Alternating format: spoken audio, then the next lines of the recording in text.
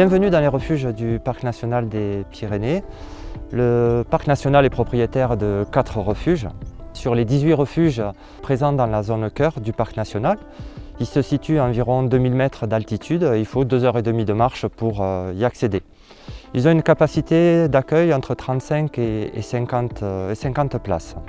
Alors on a en propriété du Parc national le refuge d'Arlette en vallée d'Aspe, le refuge d'Ayous en vallée d'Ossau, le refuge de Miguelou dans le Val d'Azun et puis ici le refuge des Espuguettes dans la vallée de Gavarnie. Alors ces refuges ont été construits peu après la création du parc, il y a 50 ans, pour offrir un espace d'accueil et de découverte de la haute montagne. Ils font office de refuge en cas de mauvais temps ou de problèmes, mais ce sont aussi des postes avancés pour tous les acteurs de la montagne. Alors ce ne sont ni des cabanes ni des hôtels d'attitude, ce sont des espaces de vie simples. Donc les gardiens organisent la vie du refuge, accueillent, informent sur les itinéraires, cuisinent, entretiennent le bâtiment, gèrent les approvisionnements et il sera toujours bienvenu de donner un coup de main ou de participer à cette vie collective.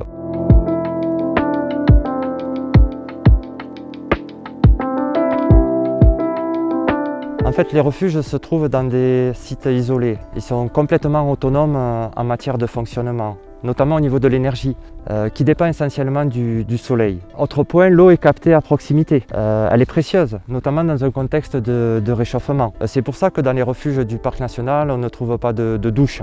On a plutôt des lavabos fermés. Les refuges sont des lieux d'expérimentation pour, d'une part, réduire certaines consommations au niveau des énergies fossiles, par exemple. Sur les refuges d'Arlette et d'Ayous, des travaux importants d'investissement ont été réalisés ces 3 dernières années, avec la création de toilettes sèches au niveau des bâtiments, mais aussi l'installation d'un système de production d'eau chaude avec des panneaux solaires thermiques. Lors de la rénovation qui a été faite récemment là, sur le refuge, toute la toiture a été changée bien évidemment. Et puis il a été rajouté le bloc toilettes sèches avec leur composteur.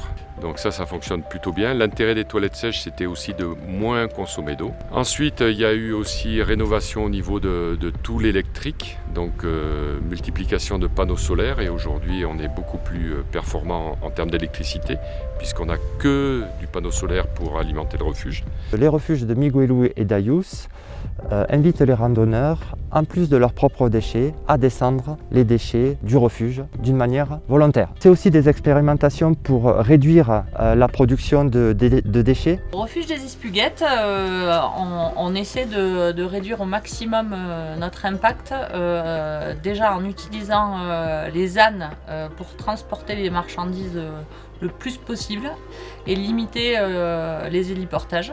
On descend l'intégralité des déchets avec les ânes, sauf les bouteilles de gaz qu'on redescend l'année d'après parce que c'est trop volumineux. On a aussi décidé de limiter nos déchets le plus possible. Donc déjà dans un premier temps, avant de monter, on enlève tous les emballages possibles. Et on a aussi décidé de ne plus vendre de boissons type canette, ou très peu. On vend juste de la bière, limonade, des sirops bio et du jus de pomme. Et on fonctionne avec une tireuse à bière. Au niveau des produits, on fonctionne essentiellement avec des produits locaux. Donc déjà on descend avec les ânes 3 fois par semaine dans la vallée et on récupère nos commandes à Gavarnie ou à Luce. Les défis d'aujourd'hui et de demain pour les refuges pyrénéens, c'est d'une part de rester simple et modeste dans les prestations proposées, même si les randonneurs aspirent à plus de confort.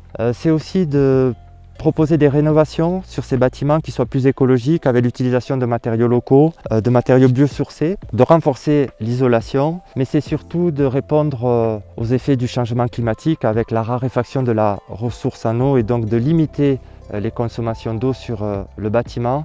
Et enfin, c'est de conforter ces missions en matière d'éducation à l'environnement et de sensibilisation au niveau de l'éco-responsabilité pour l'usager et le randonneur.